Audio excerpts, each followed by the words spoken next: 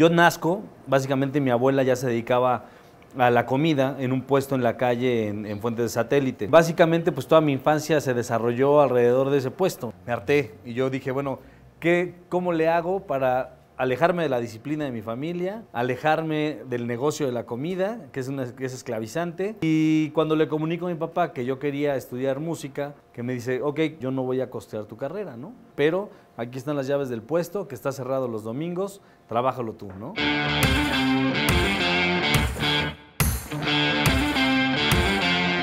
Hola, ¿cómo están amigos y amigas? Yo soy Genaro Mejía y esta es la cuarta temporada de Bar Emprende, el único bar que nunca cierra. Y estamos en Mexicano Mazarik.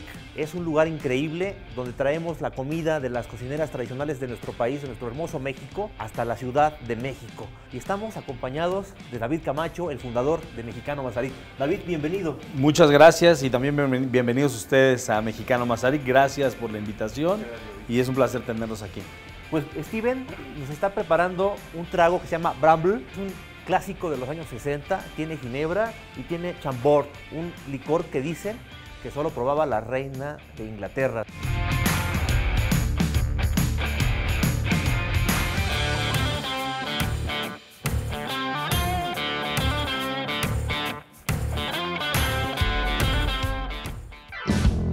Desde los 6 años vivió pegado a los fogones y a la cocina, ayudando en el puesto de comida de su abuela y su mamá. Aunque a los 17 le entró la rebeldía de dejar el negocio familiar y estudiar guitarra clásica, pronto regresó para combinar sus dos pasiones, la comida y la música. Con una larga trayectoria como empresario del sector restaurantero, David Camacho fundó Mexicano Mazarik, donde lleva el arte de las cocineras tradicionales a la avenida más lujosa del país. Ahí él convierte una comida en una experiencia donde se mezclan bebidas, arte, música e historias.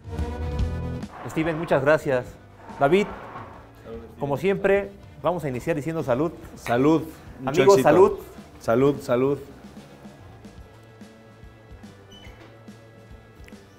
Muy bien. Delicioso, fresco. Hasta para desayunar, ¿no? Si fuera el caso. David, cuéntanos, el sector restaurantero ha sido de los más afectados en la pandemia. Tú tienes una larga tradición ya en el negocio de la comida. ¿Cómo empezaste en este negocio de la comida? Sé que tiene que ver con tu mamá, con una de las cocineras tradicionales más emblemáticas de nuestro país, Concepción Contreras. Cuéntanos un poquito que creciste entre los fogones y cómo te inspiró esto para al final dedicar tu vida a la comida. Pues mira, es una historia muy interesante porque además viene no solo de mi madre, sino de mi abuela. Entonces, cuando yo nazco, básicamente mi abuela ya se dedicaba a la comida en un puesto en la calle en Fuentes de Satélite. Posteriormente lo hereda mi madre con mi papá. Los domingos vendiendo mole poblano, pancita, enchiladas. Y básicamente pues toda mi infancia se desarrolló alrededor de ese puesto, ¿no? Obviamente pues a los 6 años lo que yo podía hacer era limpiar platos, limpiar la barra del puesto, hasta entrar a la parrilla alrededor de primero de secundaria, ¿no? Todo lo tengo medido con el calendario escolar, porque todos los días saliendo de la escuela yo tenía que dirigirme al puesto, ¿no? Hasta que mis papás terminaran la jornada laboral y después ya irnos a casa a cocinar lo del siguiente día, ¿no? Y bueno, pasa el tiempo, yo tengo que decidir qué carrera estudiar y la verdad es que como pasé toda la infancia con el tema del negocio de la comida y que era esclavizante tener una rutina de la escuela y después el puesto, ¿Te hartaste? me harté y yo dije, bueno, ¿cómo le hago para alejarme de la disciplina de mi familia, alejarme del negocio de la comida, que es esclavizante? ¿Cómo rompo todo el esquema, no? Dije, bueno, voy a estudiar música y estudié música. Wow. Rebelde. Pues rebelde sin causa. Más o menos, no tanto, pero sí. Y hago el examen de admisión para la Escuela Nacional de Música de la UNAM para guitarra clásica. Y tengo la fortuna de ser de los 28 guitarristas, de los 300 que éramos, de quedarse en la escuela. Y cuando le comunico a mi papá que yo quería estudiar música, sucede uno de los episodios que yo más valoro en mi vida. Pareciera dramático, pero no lo es, ¿no? Al contrario, es sabio por parte de mi padre, ¿no? Porque me dice, y que yo considero la herencia en vida más valiosa, ¿no? que me dice, ok, vas a estudiar música, yo no voy a costear tu carrera, ¿no? Tú rájate con tus propias uñas. Sí, le dije, pues no me interesa, yo voy a la escuela de música y punto, ¿no? No me importa si me apoyas o no me apoyas. Y pues al cabo de un mes regreso con la cola entre las patas con mi papá. ¿Sabes qué, papá? Sí necesito un instrumento, ¿no? En ese entonces eran instrumentos caros y me dicen, papá, pues te dije que yo no iba a costear tu carrera, ¿no? Pero aquí están las llaves del puesto, que está cerrado los domingos, trabájalo tú, ¿no? Y yo dije, bueno, pues sí, la verdad es que no me sorprendió ni fue caótico para mí porque yo sabía hacer, o sea, sabía toda la dinámica, ¿no? No había entrado yo a la parte de cocinar.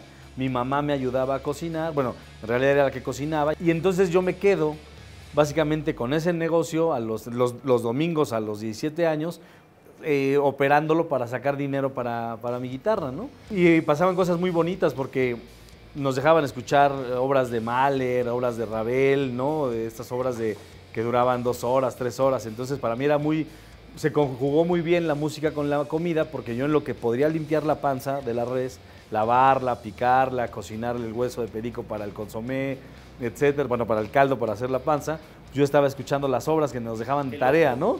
Entonces era para mí como una rutina muy padre porque era muy hipnótico, ¿no? O sea, yo podía entrar ahí en un trance por el tema de estar escuchando la música y haciendo la comida. Entonces eran 2 cosas que la verdad se conjugaron muy bien y empecé a disfrutarlo mucho, ¿no? Decido independizarme de la familia y voy y pongo mi primera sucursal fuera de la familia, que era de burritos, que era otra línea que fundó mi hermano con mi papá. Y yo hago Burritos México después con una intención de hacer de franquiciar, de desarrollar un modelo de franquicia. Y entonces es que se gesta la marca Burritos México. Para entonces yo tenía 21 años, ¿no? Y de la misma manera como me enseñó mi papá en su momento, pues vendí lo que me había juntado de los 17 a los 21, que era un coche, una moto, instrumentos, bocinas, todo lo que pude para poner mi primer negocio, ¿no? No tenía nada que perder, la verdad es que me quedé sin nada, tan sin nada que yo dormí en ese lugar alrededor de 8 meses, ¿no? En el piso, entre las cebollas, el morrón, los limones, en la segunda planta del localito, porque era un local de 70 metros de 2 plantas, donde yo me quedaba en la parte de arriba. Y ahí empezó, y me quedaba muy cerca de la escuela además, entonces yo podía llevar las 2, ¿no? Me di cuenta en ese momento, cuando empecé a dejar de ir a la escuela de música, que aún me quedaba muy cerca, por seguir manteniendo el negocio, que realmente la cocina era mi pasión, ¿no? Que realmente también era una de mis pasiones, que cuando la gente regresaba era como cuando me aplaudían dando un concierto, ¿no? Y dando resultados materiales, pues también era no solamente la parte emocional de saber que regresaban los clientes para que yo les cocinara, sino también pues que podía mantener mi carrera y empezar a los 21 años empezar a tener ahí por lo menos rascarme con mis propias uñas, ¿no? Yo siempre tuve el interés de profesionalizar el negocio, ¿no? Del puesto en la calle, digamos, el siguiente paso fue un local establecido en una plaza comercial y decido aplicar para una maestría en el claustro de Sor Juana de planificación y gestión de negocios de alimentos y bebidas. Y entonces la maestría, junto con este modelo, con este desarrollo, me empezaron a dar mucha luz de qué es lo que se tiene que hacer, ¿no? En términos laborales, en términos de manuales, en términos de operación, en términos de marketing, en términos de la logística que se debe tener, ¿no? La maestría me dejó mucho aprendizaje, la verdad es que creo que es lo que más he podido aplicar, porque además era muy curioso, porque todos mis compañeros que eran de alto nivel, muchos eran colaboradores de las organizaciones donde estaban y no les permitían mostrar con claridad qué te tenía que hacer, ¿no? Y en mi caso, pues como yo decidía y estaba ávido de aplicar los conocimientos, conmigo se hicieron ejercicios de temas laborales 360, de marketing, de integración laboral, etcétera, ¿no? Entonces, Flautas nace de la finalización de esa maestría. Nos pedían un proyecto y yo dije, a ver, voy a hacer la metodología o los conocimientos de la maestría, los voy a aplicar a este nuevo concepto. Entonces, toda una metodología que me llevó a decidir el qué negocio y ese negocio qué flautas debería contener, ¿no? Y yo lo pensé para un sector socioeconómico el más bajo de Polanco, ¿no? La gente de los ballets parking, la gente de intendencia, gente que luego en Polanco pues no tiene otra opción de ir a comer más que a las cajuelas de los coches, más que es una comida muy rica, pero que al final yo quería ofrecerles algo más, ¿no? me equivoqué y entonces el nicho de mercado se fue más arriba. Empezaron a ir mucho oficinista, ¿no? Mucho ejecutivo de nivel medio y afortunadamente pues, fue un concepto que sigue vivo después de, creo que ya va a cumplir 9 años y exitoso, ¿no? La verdad. Entonces, ahí quedó, ¿no? Me di cuenta que sí funciona, o sea, la experiencia operativa que yo ya traía, ¿no? Más el conocimiento teórico, pues era una muy buena.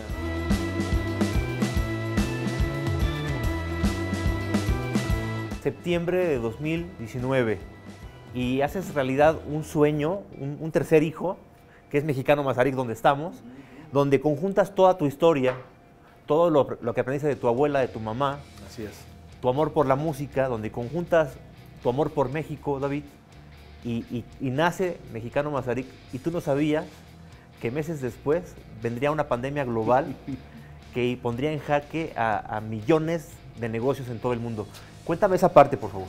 Mira, tienes toda la razón, lo acabas de describir perfectamente. Yo siempre había tenido Burritos México en el inicio, bueno, que era Burritos de Fuentes en Coyoacán. Yo ahí hice ciclos de cine, conciertos, torneos de ajedrez. Siempre quise llevarlo a un tema más de la afinidad que yo tengo, ¿no? Y cambió. La anécdota que lo cambió es la siguiente. Estaba yo estaba escuchando, no me acuerdo si era Vivaldi o Bach en las bocinas. Estaba yo cocinando, no había nada, porque de pronto no había nada de gente. Entraron un par de chicos y dicen, puta, güey, ¿no puedes quitar esa chingadera? Así dicen, ¿puedes poner Vicente Fernández? Dije, sí, claro, ¿no? Digo, también yo crecí escuchando la hora de Vicente Fernández en el radio AM, que era lo único que se escuchaba en el puesto, ¿no? Y la de Juan Gabriel. Entonces, por supuesto que sí, ponemos Vicente Fernández. Y fue la cuenta más cara que me habían pagado en la historia de todo ese negocio, ¿no? Y empezó a gestarse su propia personalidad. Claro. O carácter del negocio. Entonces decidí mis afinidades dejarlas a un lado. Y en Mexicano Mazarik dije, las marcas de Burritos México, Flautas México, Mexicano Mazarik, tienen siempre la palabra México para mí como un recordatorio de lo que yo quiero hacer por mi país, de lo que yo quiero. Los logotipos no son en términos de lo chistoso que pueda generarse, de cómo yo pensaba en aquel momento cómo el extranjero nos ve, ¿no? Ahora ya veo que nos ven distinto, pero en aquel momento mucha gente nos veía con el zarape, con el sombrero, y yo quería modificar ese estatus que tenían los mexicanos a la vista internacional. De hecho, Burritos México, la planeación es que se internacionalice. Y lo que yo siento por mi país, porque lo vi, porque yo colaboro, o sea, la gente que contrataba a mis papás en el puesto, por necesidad, pues era gente indígena, gente que hablaba náhuatl, gente que hablaba mazateco, gente que no sabía hablar español, ¿no? Y con los que teníamos que convivir y que además te dabas cuenta que su manera de ver, de desarrollarse era maravillosa, ¿no? Entonces, como bien dices, toda esa historia fue desembocando a que cuando está la oportunidad de poner Mexicano Mazarik o de hacer un negocio con todas las características que a mí me interesaban, se empieza a gestar de esta manera. Estimular todos los sentidos, ¿no? Cada vez que cuando tú entraras pudieras oler el pan recién hecho, ¿no? Después, los materiales con el que está hecho, porque lo intervinieron un despacho arquitectónico, era que fueran muy auténticos, ¿no? O sea, lo que ves es auténtico, son mármoles, metales, concreto, no estamos aparentando que sea madera y no lo sea, ¿no? Que esa es aparte de la legitimidad que nosotros queríamos mostrar. La parte auditiva con música en vivo. La orquesta típica García Blanco se posicionó como la orquesta de la casa, que es una de las mejores orquestas y con mayor repertorio a nivel nacional al respecto de la música, ¿no? La cuestión de la pintura, hacemos exposiciones con diferentes pintores de acuerdo al menú, y luego viene, esa es la parte visual, y luego la parte del gusto, claro, que es lo más importante, pues lo llevamos con las cocineras tradicionales que traemos de sus lugares de origen, nos dan talleres aquí y nuestros chefs ejecutan esas recetas, ¿no? Esas recetas que están olvidadas, que no están registradas, porque las maestras cocineras, exactamente, muchas no saben escribir o muchas no están con ese tema del recetario, ¿no? Entonces,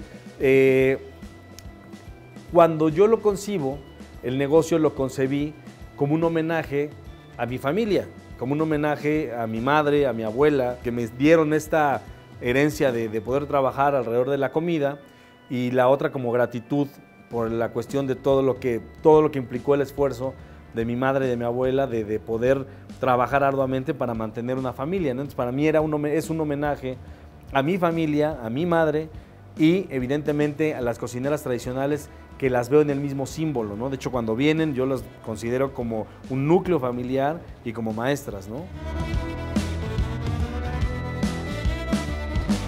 David, esta temporada se llama La Reconstrucción. ¿Y por qué? Porque ya para estas fechas pasamos una pandemia terrible donde aquí en México ni siquiera hubo pico, o sea, en realidad el número de contagios y de muertos no paró, pero sí hubo 2 cierres importantes al principio de la pandemia, varios meses, y luego otra vez a finales del 2020 vuelven a cerrar por completo los restaurantes. Después de 2 golpes tremendos para la industria, ¿cómo piensa, cómo sueña David la reconstrucción de Mexicano Mazarik, de Flautas México, de Burritos México? ¿Cómo sueña la reconstrucción personal? ¿Qué viene para ti y para tus negocios después de todo esto que hemos pasado? Para poder sobrevivir, para poder llegar al día de hoy, se tuvieron que hacer muchas alianzas, ¿no? Tanto con el casero, que siempre fue muy sensible, particularmente de Mexicano Mazarik, la directora de comunicación de Mexicano Mazarik, Azucena Suárez, que nos hizo muchas alianzas con muchas personas que aman el concepto, ¿no? Entonces me di cuenta que ese es un nuevo camino que yo no había explorado en su momento y que creo que muchos de nosotros no, y que cuando llegó una circunstancia tan adversa, tuvimos que ser creativos para ver cómo sobrevivir. Modificamos el menú, desafortunadamente había cosas que no pudimos mantener, ¿no? Entonces le dimos una variante metiendo una torta de suadero, metiendo otro tipo de platillos, pero siempre las crisis generan creatividad, ¿no? Digo, la verdad que al principio lloramos todos porque nos llega al mes 5 la pandemia. O sea, nosotros inauguramos septiembre de 2019, como bien dices, y en marzo del 2020 teníamos que cerrar. Y un periodo larguísimo, ¿no? Y luego el segundo periodo en diciembre del cierre, pues era la segunda estocada que creíamos que estábamos heridos de muerte.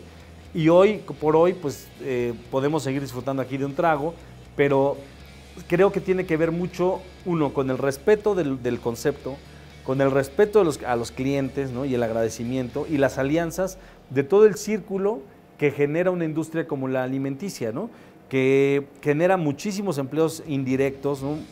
Dejemos de los directos que ya los tenemos obvios, pero de ahí indirectos muchos, ¿no? Entonces, mucha gente está interesada en que esta industria sobreviva y nos acercamos a esas personas para ver cómo ahora ya ni siquiera hablamos en términos monetarios, ¿no? Hablamos en términos de intercambios, en términos de qué te interesa a ti que yo tenga y que podamos ejecutar juntos en lo que alineamos otra vez el barco, ¿no?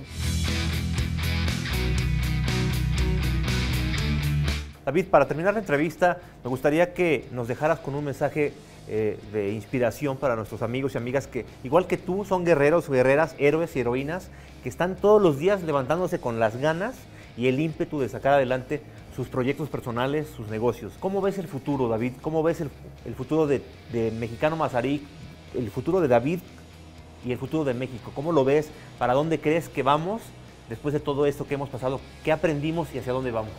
Yo creo que esta situación nos ha sensibilizado mucho a todos los mexicanos, como bien dices tú.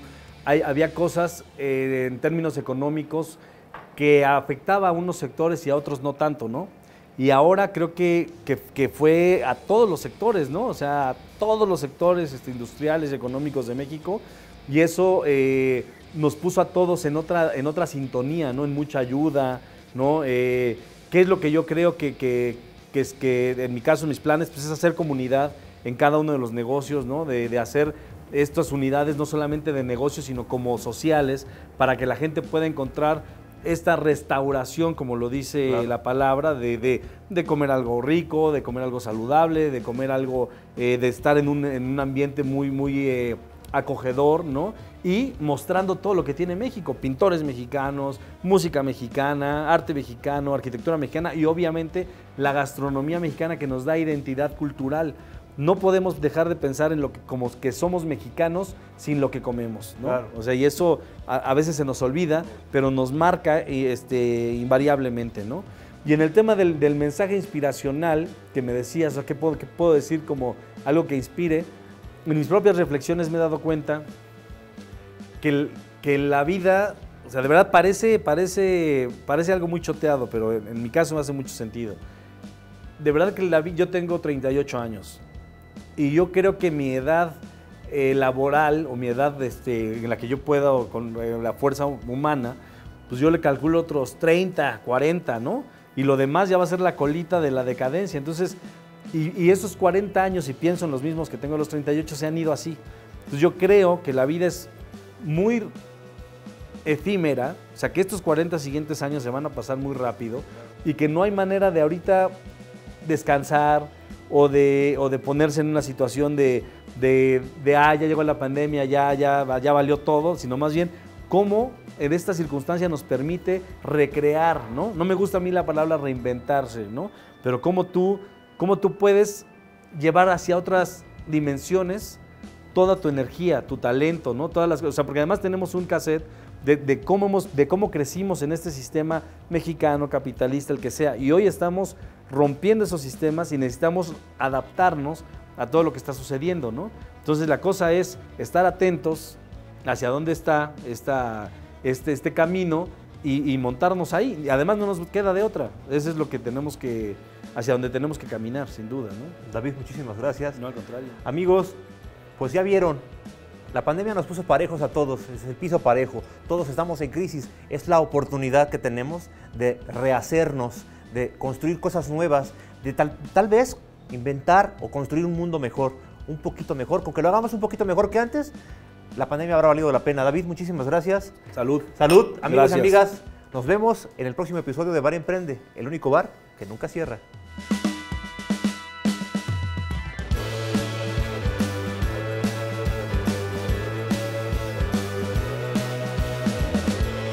Exacto. Está de veras buenísimo, ¿eh? De veras. 3 meses de no grabar.